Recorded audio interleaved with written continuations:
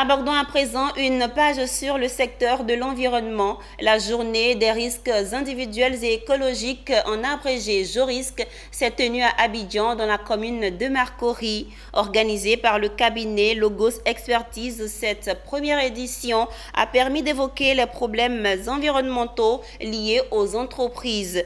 Une journée tenue sur le thème risques individuels et écologiques, quelle couverture financière optimale? Konena Nourgo et Ezekiel Siri.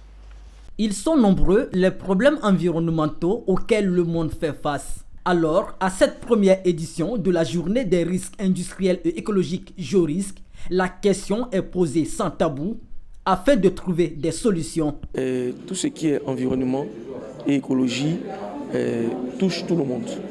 Et l'activité de l'homme, l'activité économique de l'homme, l'activité industrielle, l'activité minière, l'activité pétrolière produit de par son activité des risques et des périls et des dommages à l'environnement. Et il était important de créer un cadre où les industriels et les acteurs de l'environnement puissent se parler, créer une synergie, trouver des solutions, notamment des solutions de financement de la couverture de ces risques. Parce que comme l'a dit un des panélistes, le risque zéro n'existe pas.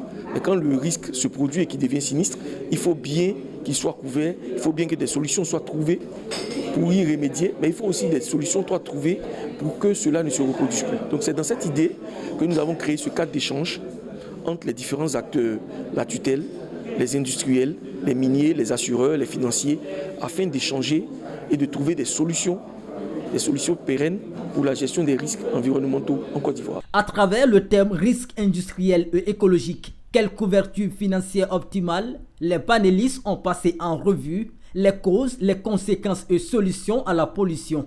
Et l'une des solutions, c'est l'application de la règle du pollueur-payeur.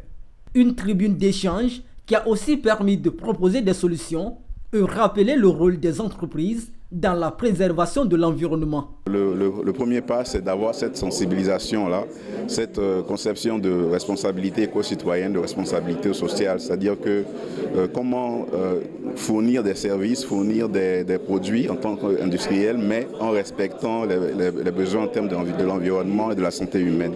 Donc quand il y a cette sensibilisation-là qui existe déjà, cette idée-là, donc maintenant on peut approcher des structures comme Envipure pour mettre en place un système pour s'assurer que les activités qu'on va réaliser vont minimiser ces risques à l'environnement et à la santé. Aujourd'hui, en tant que PME, lorsque vous commencez à